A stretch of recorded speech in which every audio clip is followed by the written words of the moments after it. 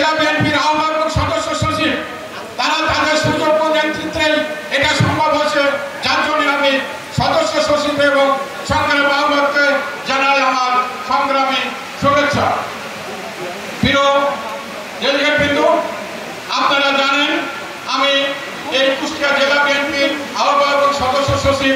আপনাদের খোকসা বিএনপির উপজেলার তফসিল ঘোষণার অনুমতি দিলে আমি 18/8/2025 তারিখে তফসিল ঘোষণা করি।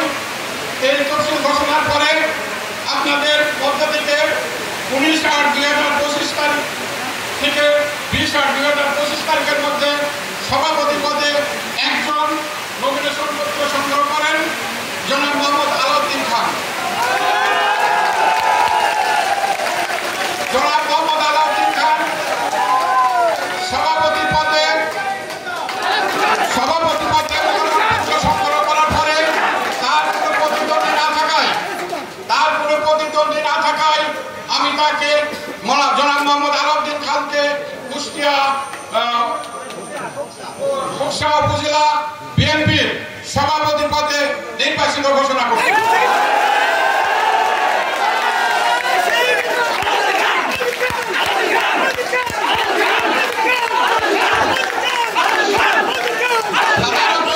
সাধারণ সম্পাদক হিসাবে মোহাম্মদ অধ্যক্ষ আনিসুর রহমান স্বপন ভাই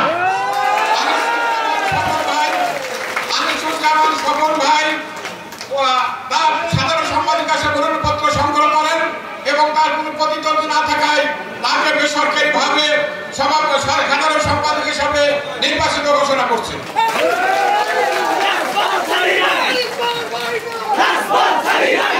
সাংগঠনিক সম্পাদক হিসাবে 3 জন নমিনেশন পত্র সংগ্রহ করেন।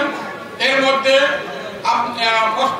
মোহাম্মদ মুস্তাফিজুর রহমান মুস্তাক ভাই, উনি হচ্ছে নমিনেশন পত্র 21/8/2025 তারিখে প্রত্যাহার করে নয়, আমরা বৃহত্তর সাথে দলের বৃহত্তর সাথে এবং আপনাদের এই খোকসা বিএনপির একতার সাথে উনি তার নমিনেশন পত্র প্রত্যাহার করে নয়। আর কোন প্রতিদ্বন্দ্বী সাংগঠনিক সম্পাদক আর কোন প্রতিদ্বন্দ্বী না থাকায় 2 জন প্রার্থী থাকেন, যেটা 2 জন প্রার্থী সাংগঠনিক সম্পাদক হিসেবে নির্বাচিত হবেন। এজন্যই আমি 1 নম্বর সাংগঠনিক সম্পাদক হিসাবে মোহাম্মদ মমিনুর রহমান সাংগঠনিক সম্পাদক হিসেবে 1 নম্বর সাংগঠনিক সম্পাদক হিসেবে বেসরকারিভাবে নির্বাচিত ঘোষণা করছি। 2 নম্বর সাংগঠনিক সম্পাদক হিসেবে মোহাম্মদ বাহারুল আলম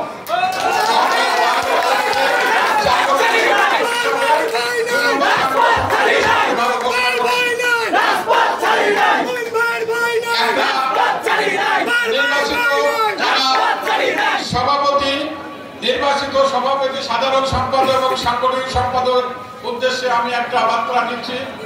আমাদের দলের বিএনপির